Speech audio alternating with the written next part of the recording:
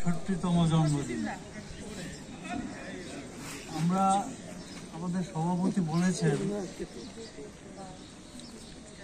আবার বলি যে রবীন্দ্রনাথ এমন একজন ব্যক্তি সারা পৃথিবীতে যিনি ঘুরে বেরিয়েছেন, অসংখ্য সৃষ্টির ভাণ্ডার গড়ে তুলেছেন, আবার বিশ্বভারতী শান্তিনিকেতন তৈরি করেছেন।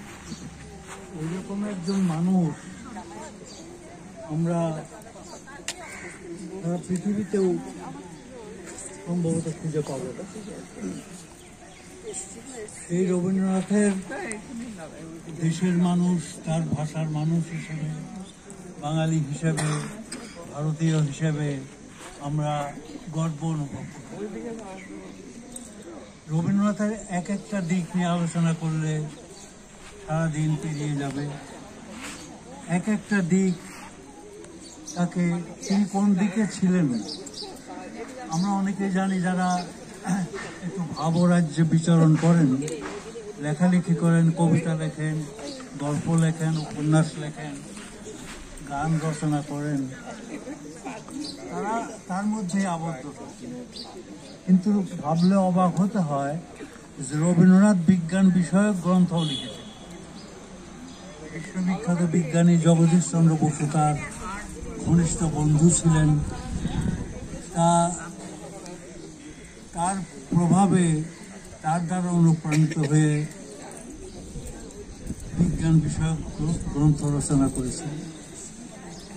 তিনি ঘরে বসে থাকেননি, তিনি সমাজের, সংসারের যে কোনো সমস্যায় সামনে এসে দাঁড়িয়েছেন, প্রতিবাদ করেছেন, প্রতিরোধ করেছেন, তার মতন করে তিনি প্রতিবাদ করেছেন।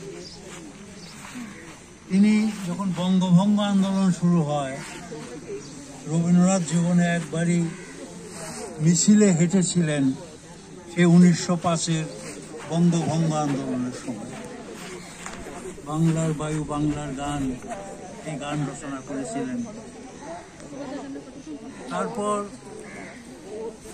আমি বিচ্ছিন্ন কয়েকটি ঘটনার উল্লেখ করব। যখন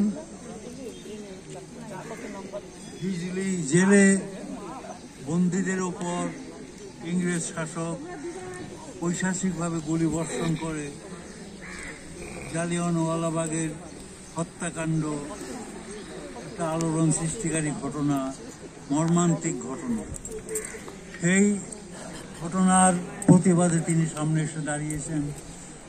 নাইটহুড, ইংরেজ সরকারের দেওয়া তার যে খেতাব, তিনি সেটা পদত্যাগ করলেন।